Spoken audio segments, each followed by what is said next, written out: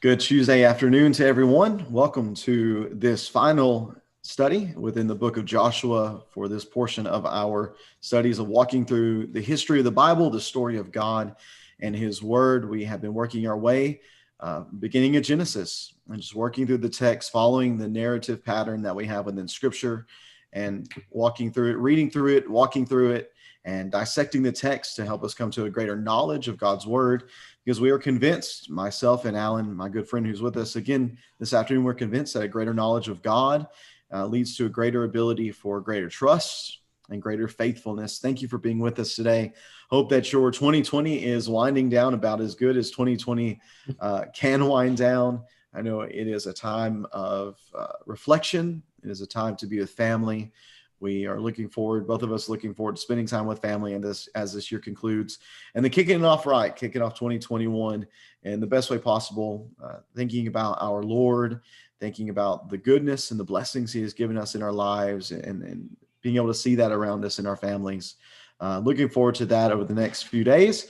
But for now and for today, we want to spend some time, Alan and I, looking in Joshua 24, finishing up this text of the book of Joshua, the second of Joshua's two farewell addresses to the nation of Israel.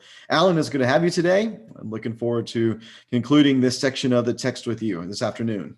Yeah, excited to wrap up Joshua here and finally get into the fun stuff with Judges coming up in the new year. Yeah, Judges is definitely going to kick us off with a really exciting text. There's a lot that is going on in the book of the Judges. So much, I don't know, maybe chaos is the right word for it. There's just a lot of action that takes place in the Judges, looking at those men and women, Deborah, who served in that capacity. We're going to look at the role that they served, the really up and down nature of the nation during this time period. But as I've seen someone illustrate, instead of up and down, it's really just a downward spiral for the nation of Israel within the book of Judges. We're going to get into that more, though, next week, a week from today, on January, what will that be? 5th, I believe January 5th will be our next study. We'll be getting into Judges 1 and hope you'll join us for that. But before we get to Judges, we got to finish up with Joshua 24 is our text for this afternoon. If you have any questions or comments, please feel free to drop those below and we'll address those as best we can. And we just thank you all for your support this year as we've been going through this. We began this back, I think I looked, April 10th was our first of these studies, Alan, in Genesis, and these studies have definitely evolved over time. They've changed, and we've really molded it into something, into what it is today. And I hope that it has been beneficial to those who have joined us. We've had some faithful followers, and we appreciate those who have watched on a regular basis. We hope that you've been blessed by these studies and that your knowledge of God's word has grown, and that through that you have greater trust or greater faithfulness in him. Again, thank you for being here. Joshua 24 is our text for today.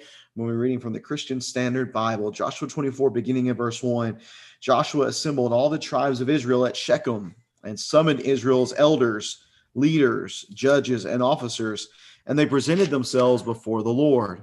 Joshua said to all the people, "This is what the Lord, the God of Israel, says. Long ago, your ancestors, including Terah, the father of Abraham and Nahor, lived beyond the Euphrates River and worshipped other gods. But I took your father Abraham from the region beyond the Euphrates River, led him throughout the land of Canaan, and multiplied his descendants. I gave him Isaac, and to Isaac I gave Jacob and Esau, and I gave the hill country of Seir to Esau as a possession. Jacob and his sons, however, went down to Egypt, and I sent Moses and Aaron, and I defeated Egypt by what I did within it, and afterward I brought you out. When I brought your fathers out of Egypt and you reached the Red Sea, the Egyptians pursued your fathers with chariots and horsemen as far as the sea. And your fathers cried out to the Lord, so he put darkness between you and the Egyptians and brought the sea over them, engulfing them. And your own eyes saw what I did to Egypt. And after that, you lived in the wilderness a long time. Later, verse 8, I brought you out of the land of the Amorites who lived beyond the Jordan, and they fought against you. But I handed them over to you, and you possessed their land, and I annihilated them before you. Balak, the son of Zippor, king of Moab, sent out to fight against Israel. Set out to fight against Israel. And he sent Balaam, the son of Beor, to curse you. But I would not listen to Balaam. Instead, he repeatedly blessed you, and I rescued you from him. You then crossed the Jordan and came to Jericho, and Jericho's citizens, as well as the Amorites, Perizzites, Canaanites, Hethites, Girgashites, Hivites, Jebusites, fought against you. But I handed them over to you. I sent hornets ahead of you, and they drove out the 2 Amorite kings before you. It was not your sword or bow. I gave you a land you did not labor for, and cities you did not build, though you live in them, and you are eating the vineyards and the olive groves you did not plant. Therefore, verse 14, fear the Lord and worship him in sincerity and truth. Get rid of the gods your fathers worshiped beyond the Euphrates River and in Egypt, and worship the Lord. But if this doesn't please you to worship the Lord, choose for yourselves today. Which will you choose? Or which will you worship? The gods your fathers worshiped beyond the Euphrates River, or the gods of the Amorites in whose land you are living? As for me and my family, these famous words of Joshua, we will worship the Lord. The people replied, we will certainly not abandon the Lord to worship other gods. For the Lord your God brought us and our fathers out of the land of Egypt, out of the place of slavery, and performed these great signs before our eyes. He also protected us all along the way we went, and among all the peoples whose lands we traveled through. The Lord drove out before us all the people, including the Amorites who lived in the land, and we too will worship the Lord because he is our God. But Joshua told the people, you will not be able to worship the Lord because he is a holy God. He is a jealous God, and he will not forgive your transgressions and sins. If you abandon the Lord and worship foreign gods, he will turn against you, harm you, and completely destroy you after he has been good to you. No, the people answered Joshua, we will worship the Lord. Joshua then told them, you are witnesses against yourselves that you yourselves have chosen to worship the Lord. We are witnesses, they said. Then get rid of the foreign gods that are among you and turn your hearts to the Lord, the God of Israel. So the people said to Joshua, we will worship the Lord our God and obey him. And on that day, Joshua made a covenant for the people at Shechem and established a statute and ordinance for them. Joshua recorded these things in the book of the law of God, and he also took a large stone and set it up there under the oak at the sanctuary of the Lord. And Joshua said to all the people, you see this stone? It will be a witness against us, for it has heard all the words the Lord has said to us. And it will be a witness against you, so that you will not deny your God. Then Joshua sent the people away, each to his own inheritance. And after these things, the Lord's servant Joshua, son of Nun, died at the age of 110. They buried him in his allotted territory at Timnath Serah in the hill country of Ephraim, north of Mount Gaash. Israel worshipped the Lord throughout Joshua's lifetime and during the lifetimes of the elders who outlived Joshua and who had experienced all the work of the Lord, all the works the Lord had done for Israel. And Joseph's bones, which the Israelites had brought up from Egypt, were buried at Shechem in the parcel of land Jacob had purchased from the sons of Hamor, Shechem's father, for 100 pieces of silver. It was an inheritance for Joseph's descendants. And Eleazar, son of Aaron, died, and they buried him at Gibeah, which had been given to his son Phinehas in the hill country of Ephraim. And thus concludes the reading of the book of Joshua. And this chapter, of course, Alan, is Joshua's final words. We mentioned in our last study about how if you have the opportunity to have a final conversation with someone, you know without a shadow of a doubt that this is going to be the last time that you're going to be able to speak with them face to face in person. The words that you share with them are not going to be flippant words. They're not going to be words that are not well thought out. They're going to be measured. They're going to be important. They're going to be from your heart. I think we see that with Jesus as he ascended from the disciples in Matthew 28 and other texts. Here we have Joshua from his heart sharing what he believes is an important message for the people of God to hear. And it takes place here at Shechem. Now, Alan, that is a place that we are familiar with. We've been here a few times before. Why don't you share with the audience where we've been here before, and then kick us off getting into this final message of Joshua to the people in Joshua 24. Yeah, definitely. This location is pretty crucial. I was gonna pull up the map here so you can see it's in. Let me get over to Deuteronomy, but we see this a lot in this location a lot in Genesis. Abraham, I think, spent some time there. Eventually, it mentioned, I think, Jacob and how he bought this plot of land from Shechem, where where the name of the city comes from, mm-hmm. And then it's once you see the location here, you should be able to. Let me come over here and get my map going here. I should have had this ready to go. Let's see, where is it at? There we go. Are you able to see that map there, Nick? Yep, sure can. So if you see where Shechem's at, look at its right. It's basically the dead center of the entire nation. So it makes sense why this would be such a crucial point. Looks like it's on a north-south and an east-west road. Right. And then when you zoom in, you actually see the two mountains that are mentioned in Deuteronomy, the mountains of curses and blessings. So one of the first things they did when coming into the land was to come to Shechem and stand there, and half the tribes were on one side, half the other tribes were on the other, and they fulfilled that command from Moses to renew the covenant. And then you have this basically same thing happening again, seemingly at about 40 years later. If we assume Joshua, we get some age time frame here with Joshua. He dies at the age of 110, and it seems like he was probably in his 60s or 70s when they enter the land. So we're talking about a 40-year period in the land here, which is also some good symmetry, considering he spent 40 years wandering, and his predecessor Moses kind of had some 40-year chunks of his life divided out. So that would make sense that he's been in the land 40 years. So it's been 40 years since the last covenant renewal ceremony that occurred when they first entered the land. So what you're referring to would be Joshua 8. Yeah.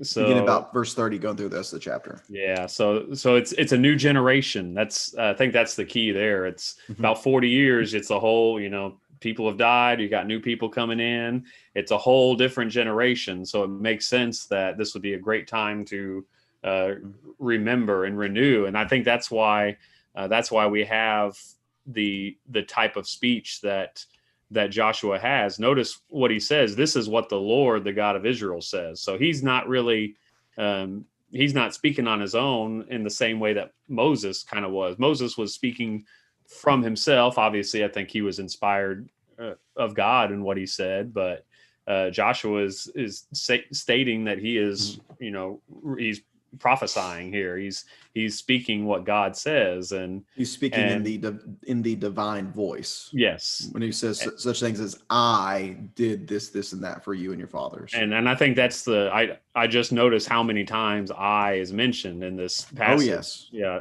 and I love this because he's giving the history, just a brief history of what's happened up to this point. Which again, it's a new generation. I don't know how well they pass down this type of stuff, and it's not like they had the book of Genesis to go and read and review every anytime they wanted to. So this is important for them to have these types of events and speeches, but it is amazing. This is God talking, and just how many of those eyes are then followed by action words. So verse 3, I took, and verse 4, I gave, I sent over here Moses and Aaron. I defeated, and I did. I mean, this isn't an accident. This is Joshua reminding them that they've done nothing. They have been just passive recipients of God's blessings at this point. God has done everything for them, and that's the point he gets to at the end. Think of all these things that God's done.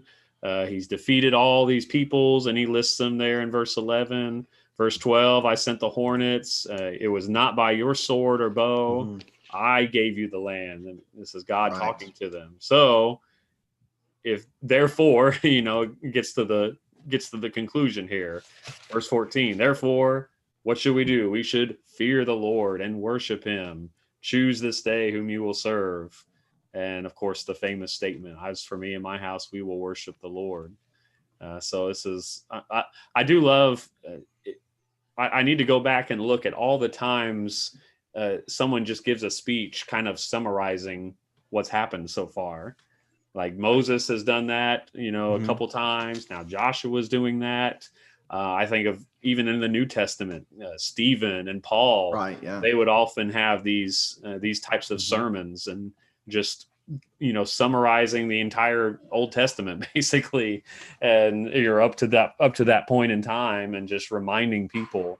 So if you need a good sermon outline, just take one of these and summarize in 30 minutes, or in a few words, what's going on here, and then get to your point at the end. Fear the Lord, worship him, put away the foreign gods. Right, and as you mentioned, this pattern of retelling the history of Israel is something that we have seen multiple times. But this particular thing, especially what's mentioned in verses 14 and 15 about choosing who you're going to serve, whether you're going to serve Yahweh, the God of heaven, or whether you're going to serve the gods of these lands and other lands, that's something we've actually seen before. Going even further back than Israel being a people, going all the way back to Genesis 35. And interesting enough, I believe this, let's see, I believe this takes place, let's see here. Yeah, this takes place here at Shechem as well, Genesis 35 and verses 1 through 4, after Jacob has wrestled with God, after he has met with Esau. He is told by God in Genesis 35 and verse 1 to get up and go to Bethel and settle there, build an altar there to the God who appeared to you, when you fled from your brother Esau. So Jacob said to his family and all who were with him, get rid of the foreign gods that are among you, purify yourselves and change your clothes. We must get up and go to Bethel, and I will build an altar there to the God who answered me in the day of my distress. He has been with me everywhere I have gone. Then they gave all their foreign gods and their earrings, gave Jacob all their foreign gods and their earrings, and Jacob hid them under the oak near Shechem. We mentioned before that trees play a pivotal role as being landmarkers in regards to the patriarchs. Here they are at this same location, Shechem, seemingly the same tree where their forefather Jacob had buried these idols, where he had made a very similar declaration. Obviously, from his perspective, there was not a long story to tell. He summarizes it very, very succinctly with, he's been with me all along the way, that whenever I was in distress, he called to me, hey, people, my family, we need to make a decision here. Who are we going to serve? Are we going to serve the one who's been with me all along the way? Are we going to serve the one who answers me in my distress? Or are we going to serve these foreign gods who can't do anything for us in a real sense? What are we going to do? Who are we going to serve? It's just so interesting that these patterns continue to show up within the text, Alan. Not just patterns of what they do, but even being in the same place. That they always somehow seem to return to the same place, and they go through the same thing, and they have these similar decision points to be made. Jacob made that with his family. Moses did that with the nation of Israel, and here is Joshua again making the same declaration, leading them to this point of decision. Who are you going to serve?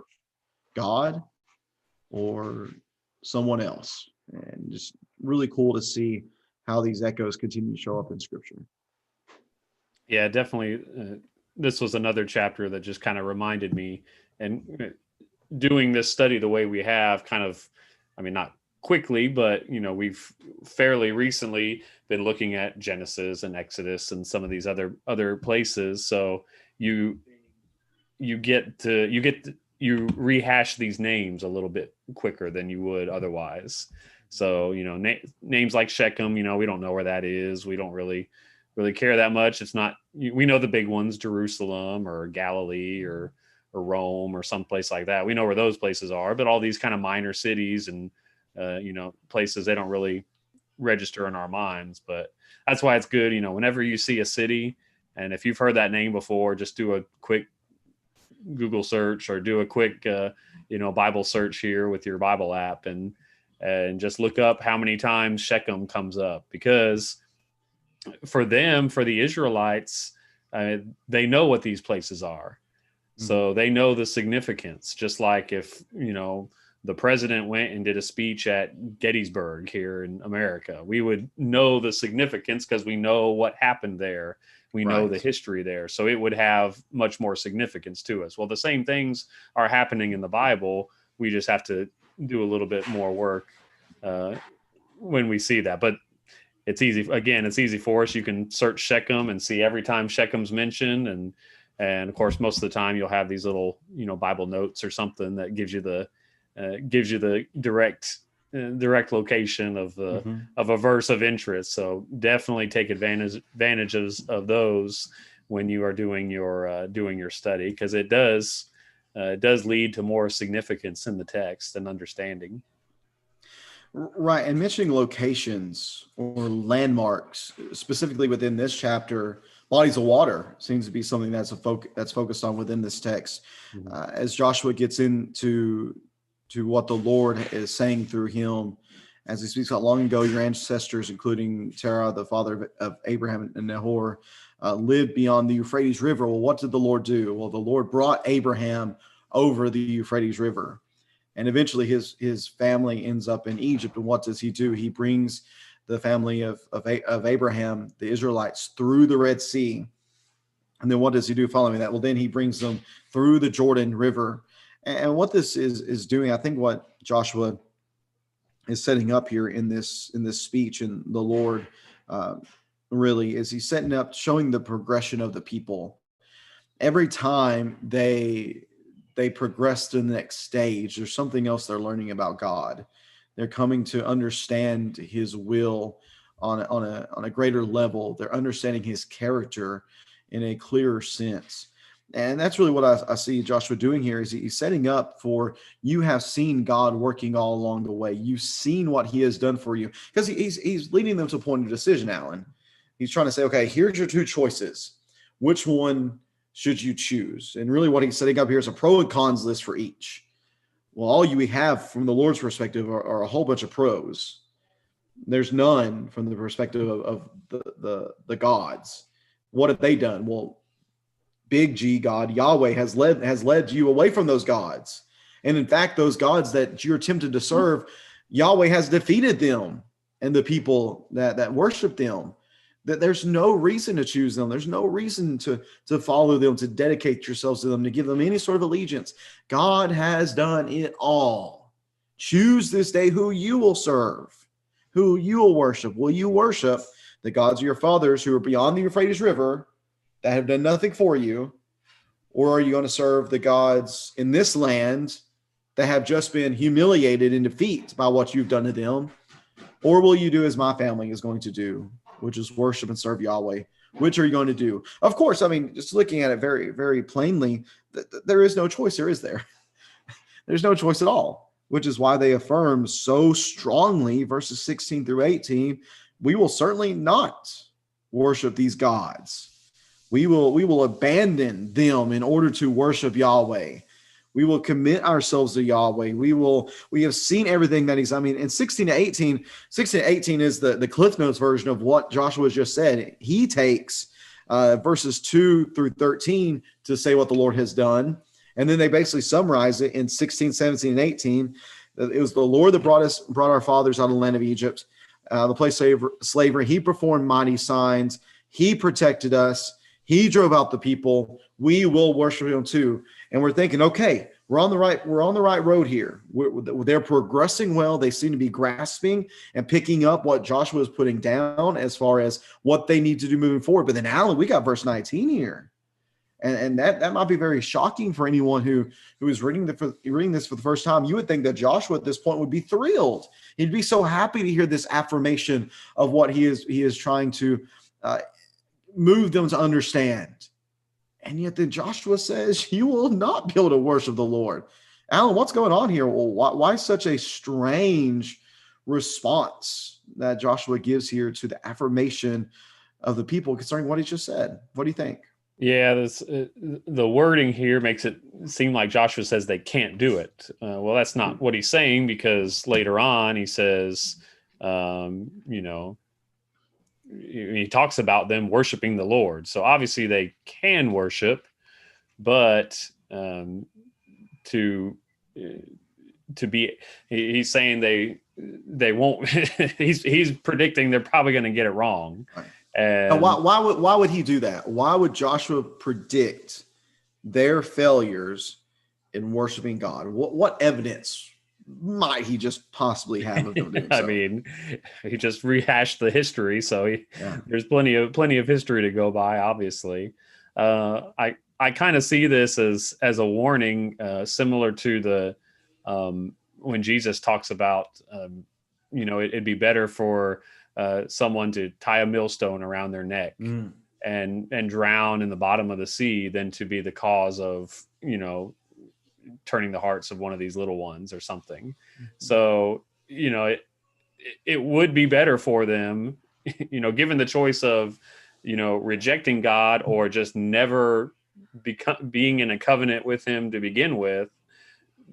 The obvious or the better choice is to not make this promise to begin with, and you basically be like the rest of the world at this point. You're little to no understanding of God, and you're falling on just his mercy and grace. You're not under that law. You can have that ignorance, I guess.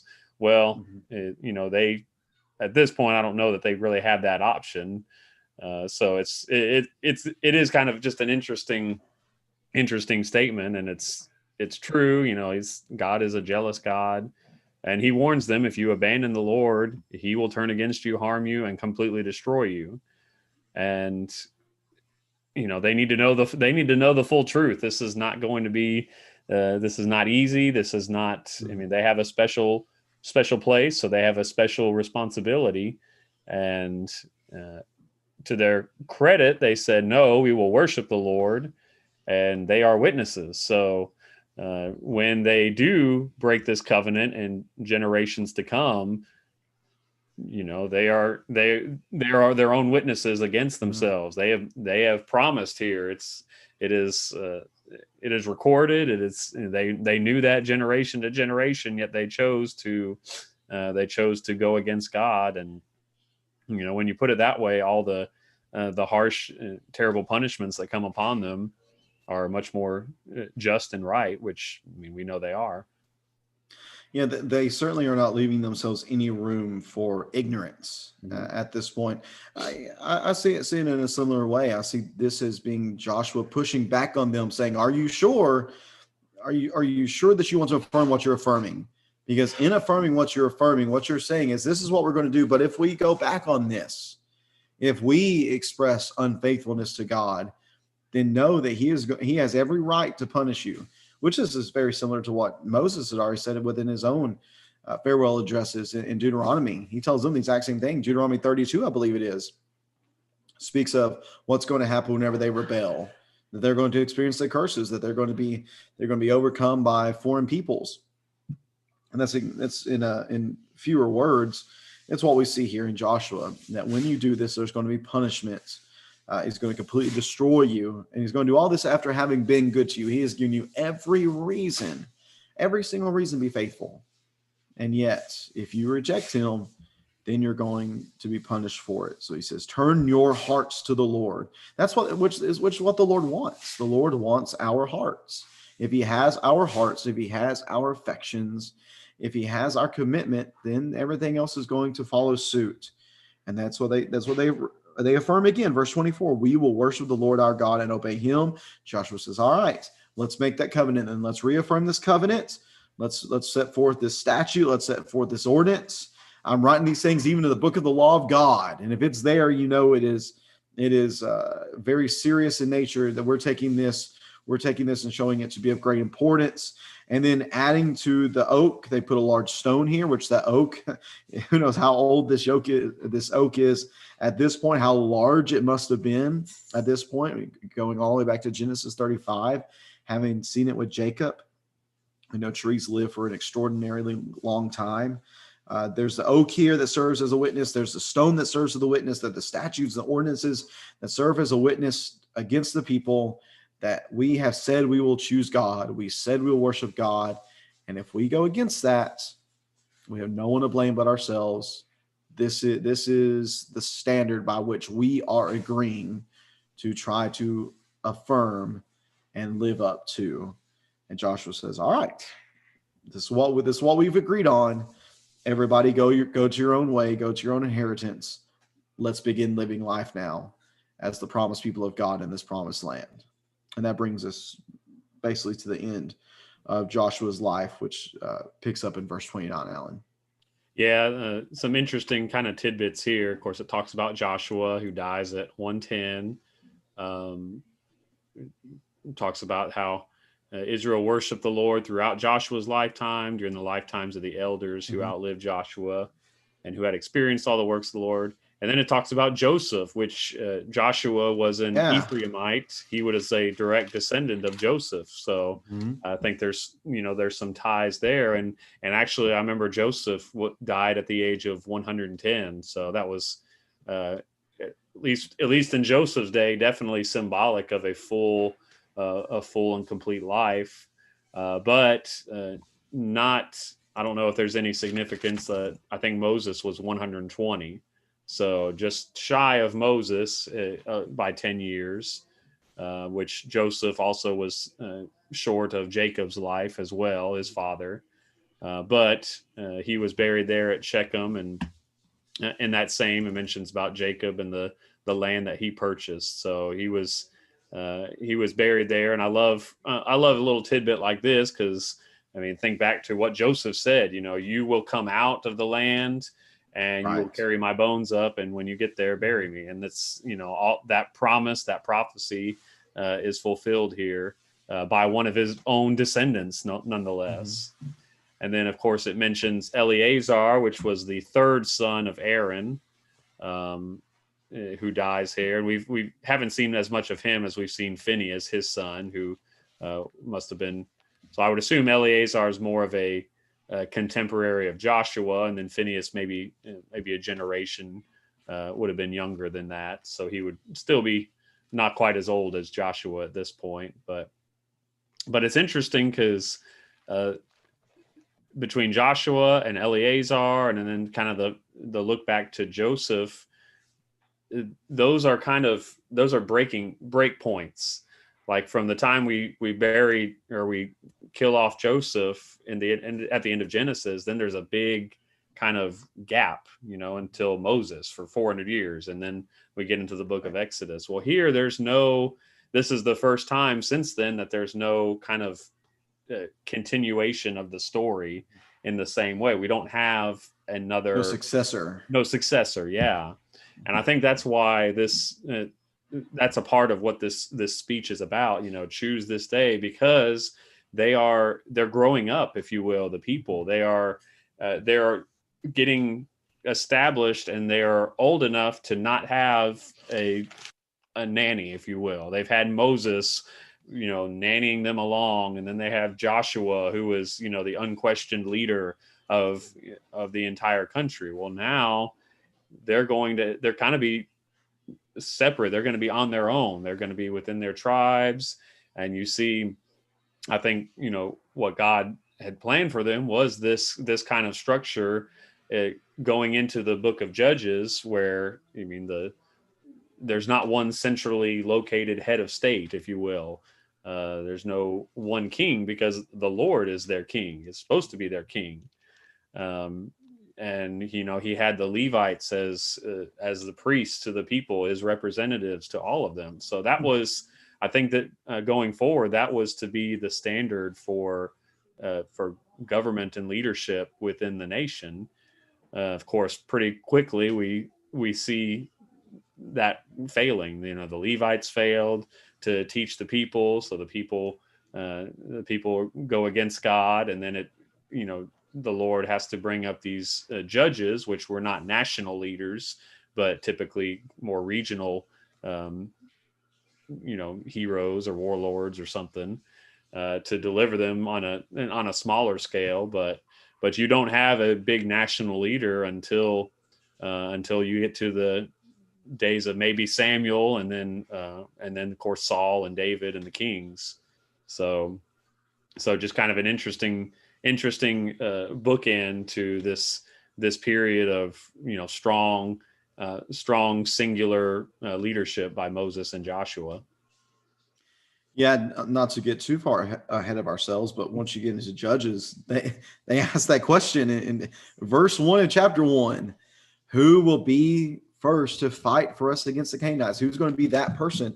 And I think your point is really well made, Alan, especially considering who it is that Joshua has summoned to deliver this message to. It was to the elders, the leaders, the judges, and the officers. Now I'm about to go away. I'm about to pass on from this life. It is time for you, as individual leaders of your families and of your tribes, it's time for you to uphold this standard of faithfulness before God, because I'm not going to be here. There's not going to be another Moses. There's not going to be another Joseph. It's up to you now to do what you ought to do. And mentioning Joseph, this ending, including him in verse 32 about his bones, I have a little note that just says this is setting right what was wronged. This is setting right what was wrong. This parcel of land in Shechem was given to him, was promised to him by his father, and he was expelled from that land once his brothers sold him off into slavery. And yet, as you mentioned, Joseph at the end of Genesis says, "That's what I want you to take my bones back to where they belong. I want to take them home and put them where they belong, where my family is to reside." So we see that we see originally Jacob getting that land in Genesis 33. Then we see Joseph saying, "I want you to take me back," in Genesis 50. Exodus 13 makes specific mention of Moses having the bones of Joseph. And then we have here at the end of Joshua 24, those bones being taken to the place where Joseph desired for them to be. And it's interesting that whenever Joseph is spoken of in the Hall of Faith, in Hebrews 11 and verse 22, what's mentioned? Well, it's his bones being buried back in his homeland. That's where he wanted to be. That's where he wanted to reside. He had confidence in the Lord delivering his family. He had confidence in the Lord delivering his descendants back to where he promised they would be. And here we have that coming to fruition. We see Joseph's faithfulness in God's faithfulness.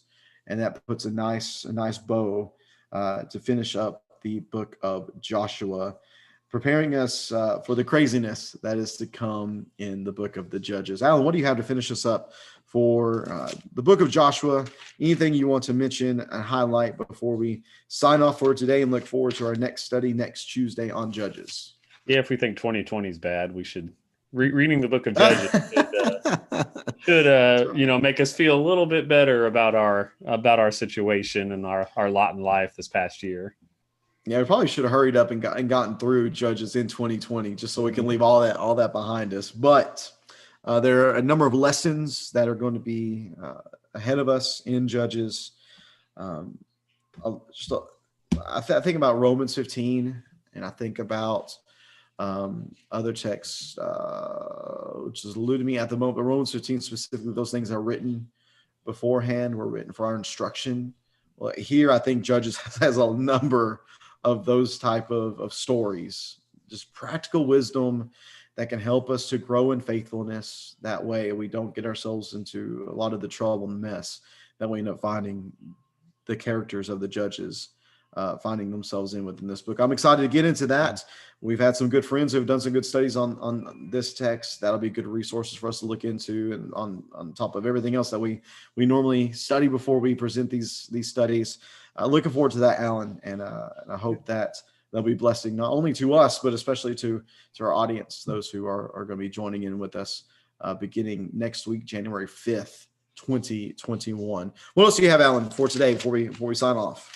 That's it. I already hear the baby crying, so I know I've got something to do right after this. Good time. I'm telling you, our timing has just been good on this thing. We got the dad thing down, Alan. Well, thank you, Alan, for joining us today. I hope you guys safe travels whenever you go visit your family.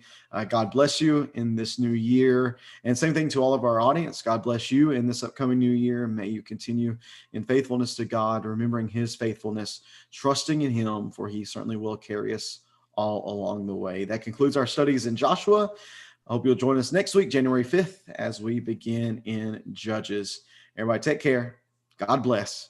And we'll see you next time as we continue our walk through history.